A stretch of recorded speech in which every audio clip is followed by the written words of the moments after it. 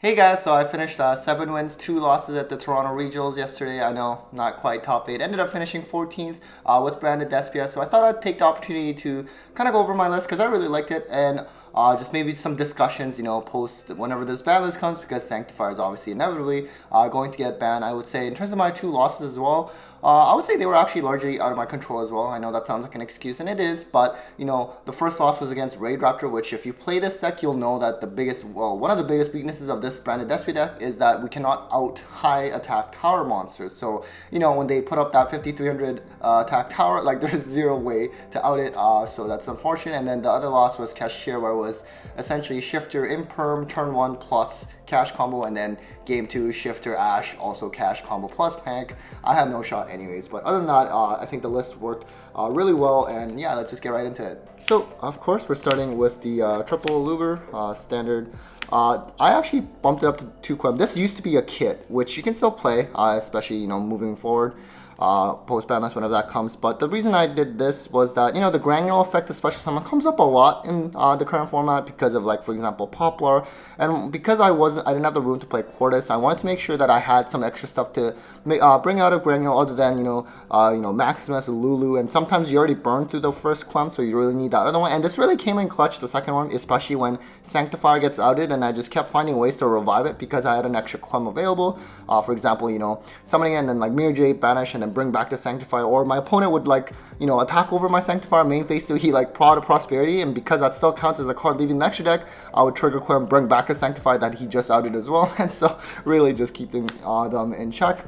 The one tragedy, of course, triple Alba. So funny story, in round 7, I think, they were, we are waiting for the round to start. I win the Daryl, and then they announced that we are going to have a repair, which normally sucks, but then we kind of looked at our opening hand to see what it would have been, and my hand was actually Albaz, Giving Puppet, Droplet.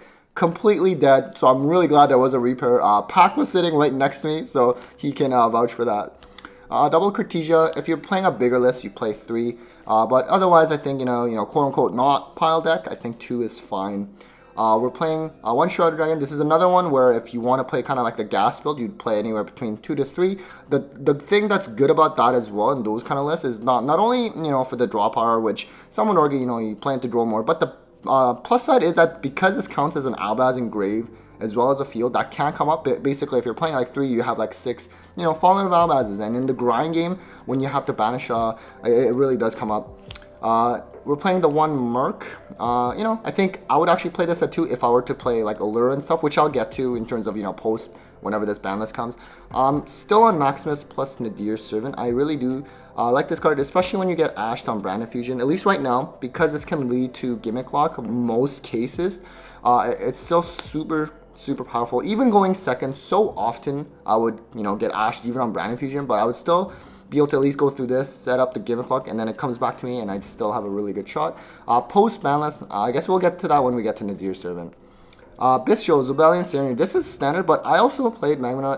Shout out to Murat as well for this. And it's because Bistro, for example, against NECA, you have something like IP, against something like, Voiceless Voice, you have a bunch of targets. But the best part is, because it searches a dragon, you can search something like Fallen of Albaz directly, which can actually be pretty good into a lot of boards.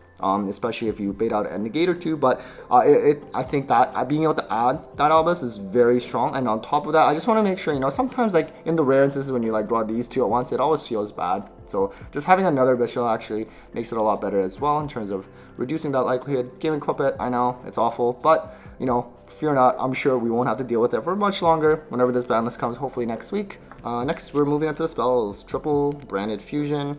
Hopefully they don't hit this directly. That's my main concern. I don't care if they ban Sanctifier because the deck will still be good even with that. And it's gonna be really fun to play. If they hit this directly, to 2, okay, sure, that's fine, I guess. It's still a notable hit, but we can do it. If they put it to 1, then that's extremely concerning, and I'm not sure if I would play it at that point. Triple Branded Opening, the protection. Remember, don't ever forget that. It's really clutch. The one branded in red, I really like it whenever I see people play High Spirits. I think this is a very good card, and especially when you get ashed, things like that. It can lead to some pretty cool plays, and also leads to some hand advantage as well, especially in late grind games. Having this back is really helpful, especially when you're trying to Rinbum Albaz Fusion summon. You lose a lot of hand advantage later on.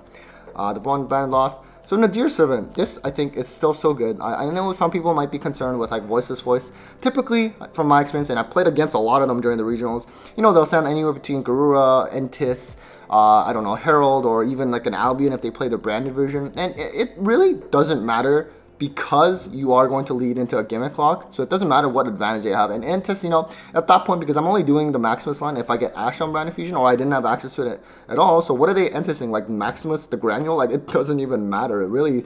So because of that, I find right now it's fine. If Sanctifire gets banned, which means no gimmick lock, I don't see any reason to play Maximus, because now at that point, the amount of advantage your opponent will get if they're on something like Voiceless or even a Branded Mirror, that I think is too risky at that point. So from my list, kind of like assuming Sanctifire gets banned, I'm not going to play Nadir for now. You can technically still play it, just don't play Maximus, which isn't that unusual either. That's something I've done a while back, because for example, you could always just do this, send Lulu at Albaz, you get a Cartesian end phase, that still leads to a Mirror Jade on the opponent's turn in the instances you get Ash. So there's still some potential with this even if Sanctifier gets banned, but I think I would move towards playing like, you know, like Allure. A lot of people have been playing like the Patchwork stuff, which for me, I've been trying it a lot. I've personally, I think I'm going to start without playing that first, because, you know, the thing I don't like about the Patchwork stuff is I do find siding gets a little tricky, and it also always makes your list a lot larger.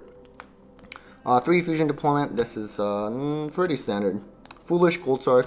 Fun fact, against that Raid Raptor batch actually, I drew this, but also I drew Tragedy and Merc, so I had no targets whatsoever. And you know, it doesn't help that my 5th card was also Gimmick Puppet, so you know, I kind of deserve that. 3 triple Practic Thrust. So I think, unfortunately, I do think this is mandatory in Branded Despia. I understand it's quite expensive. So for those of you who don't want to pay for it, I do understand. You can play, I guess, like cross outs or something. But I think it's so good. Not only setting duplication going first, but just going second. You have so many options aside from Branded Fusion. You have even Fusion Deployment, Nadir Servant. Like there are a lot of things that you can go second with this. I don't even play Talents in this list actually, and I still really enjoy playing this. And especially because, you know, you can use this to get to Branded Fusion instead and save like the lure search for like Lost when you go second. And of course, Call by the Grave, not much to say. I actually decided to play, so let's see, 2 Super Poly, but I also decided to kind of spread the risk. Let's say 2 Droplet and 2 Impermanent. And this worked out really well. Like all of them came up. Droplet can be so strong. And you might wonder, you know, okay, Super Poly, you're not maxing out on Super Poly, but you're still playing the Super Poly targets in the extra. And that's because they actually, whether you play Super Poly or not, they can still all come up in terms of Garura, Dragostapelia, you know, Mud Dragon, and that's because Garura would get sent for Nadir Servant, so it comes up in that fashion. Dragostapelia can come up through, you know, Branded Red or like Cartesia Summon, and also Mud Dragon. That one would come the least if you don't play Super Poly, but you know, Alba Summon to any Dark, that could potentially come up, but you know, cuttable obviously.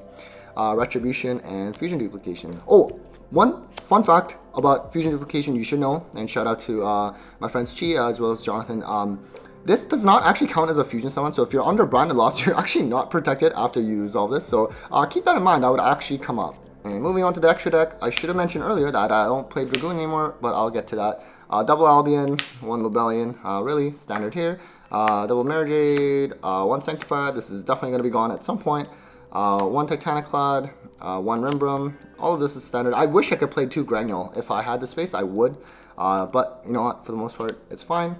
This is the one I cut Dragoon for because I'm not playing that anymore. I really want to play Quartus, or I also wanted to play Magnum the Reliever, or Borreload, Furious Dragon. Those were my candidates for this last spot, but ultimately I decided to go with this because, you know, it just puts the pressure on a lot of decks, especially Stun. I was kind of worried about that, and it can really burn them a lot as well. And then on top of that, it's just nice having something that, you know, you can Super Poly Allure into with the Dark or Light, and it's to dodge like impermanent stuff. So this really did come up pretty well.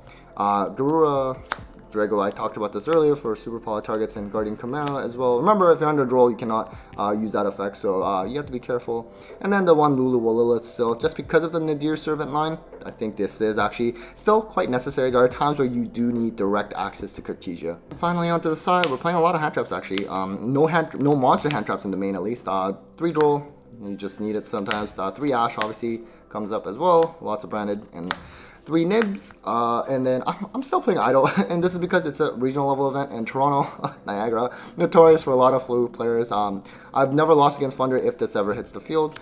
Double Cosmic Cyclone, because, you know, something like Summon Limit, Anti-Spell, Feather Duster. I also played double evenly. I actually think this was good choice because, usually I used to play just one because of Thrust, but the second one it's nice when you have this plus like another Thrust or plus another evenly against something like, let's say, Voiceless Voice. You go through the negate and you clear their board.